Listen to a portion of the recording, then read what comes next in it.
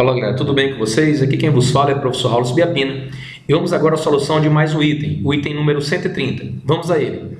Um braço metálico condutor de comprimento 1,5 metros, observe, resistência elétrica de 2 ohms, desliza sobre trilhos condutores de resistência desprezível, em forma de ferradura. Então, só para você visualizar, seria algo mais ou menos assim, como ilustramos nesse esquema. Bem, voltemos ao item. Considere que o conjunto está imerso em uma região onde existe um campo magnético uniforme de intensidade igual a 2 Tesla, ou 2 Tesla, perpendicular ao plano do circuito. Conforme a gente imaginou agora há pouco, dá para você observar o campo magnético atuando, na verdade, perpendicularmente, como você pode visualizar aqui por essa simbologia. Está entrando no plano do quadro. Voltemos ao item.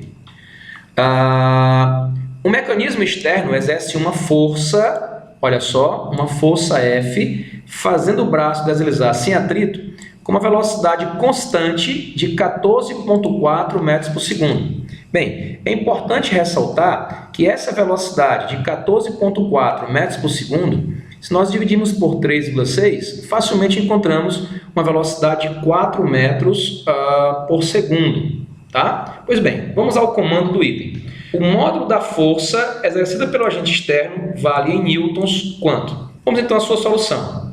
Como é que nós podemos calcular a força magnética? Bem, primeiro passo importante é observar que, uma vez que o sistema ele se move com movimento retilíneo uniforme, velocidade, portanto, constante, podemos afirmar, basicamente, que a força magnética vai ter que se equilibrar com a força feita pelo nosso agente externo. Então, o agente externo está aplicando aqui uma força, conforme citado no problema, vamos chamar essa força de uma força externa, e através da ação da força magnética, ela terá que atuar contra essa força, portanto, atuando em sentido contrário, mantendo a sua mesma direção. Aqui é a nossa força magnética. Uma vez que as duas forças são iguais, em módulo e em direção, garantimos que o movimento possui velocidade constante. Daí o motivo de ser um movimento retilíneo uniforme. Pois bem, como é que nós podemos calcular essa força externa? Haja vista que essa força externa é igual à nossa força magnética, basta lembrar que a força magnética ela é encontrada como? Bem, em um condutor retilíneo, por onde passa uma corrente elétrica I, tá? Como aqui no caso, a corrente vai atuar nesse sentido, para gerar um campo magnético que tenderia a se opor ao campo original, haja visto que nós estamos variando o nosso fluxo magnético de forma positiva, tá? Fluxo magnético de forma positiva, a nossa força magnética ela vai ser expressa como? É o produto entre o campo magnético, campo B, a corrente elétrica que passa pelo condutor, o comprimento do fio e o seno do ângulo formado entre o sentido da corrente e o sentido do campo, que nesse caso ele vale 90 graus. Haja vista que esse seno de 90 vale a unidade, vale 1, a força magnética vai ser quem? Simplesmente, força magnética sobra o que para a gente? O nosso campo multiplicado pela corrente elétrica multiplicado pelo comprimento do fio. Bem, a gente lembra na questão que, basicamente, o nosso campo magnético, galera, ele vale 2 Tesla, vamos colocar aqui, o campo magnético vale 2 Tesla, a velocidade, nós tínhamos colocado previamente, ela vale 4 metros por segundo, tá? O que mais que a gente pode garantir? O comprimento do fio, ele vale cerca de 1,5 metros, que é o comprimento do fio, e aí, para que a gente possa determinar a nossa força externa, basta simplesmente, devemos calcular a nossa força magnética. Pois bem, uma vez que conhecemos o campo magnético e conhecemos também o comprimento do fio, o que falta agora para a gente calcular é simplesmente a corrente elétrica.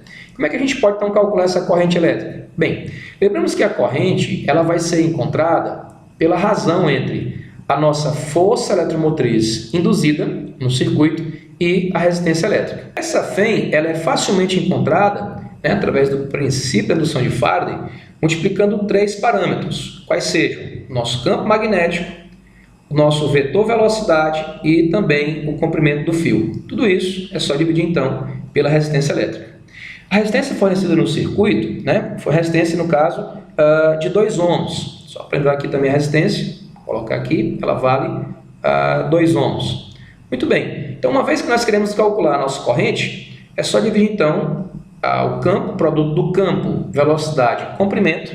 Fazendo aqui as continhas, nós encontramos que ele vale, já dividindo aqui pela resistência, a corrente vai valer 6 amperes. Tá? A corrente aqui vai, então, ser 6 amperes, é a corrente elétrica que atua no circuito.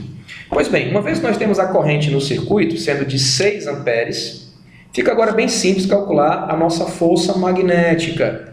Voltemos então aqui para a força magnética.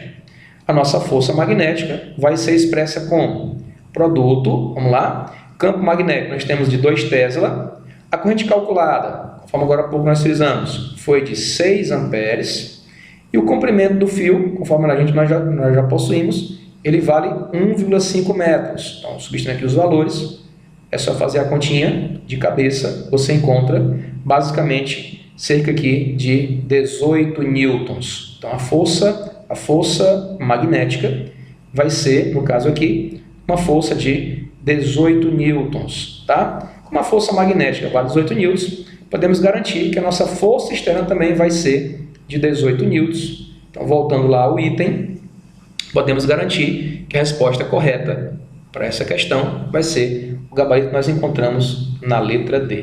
Tá bom? Espero que você tenha gostado, boa sorte e até a próxima.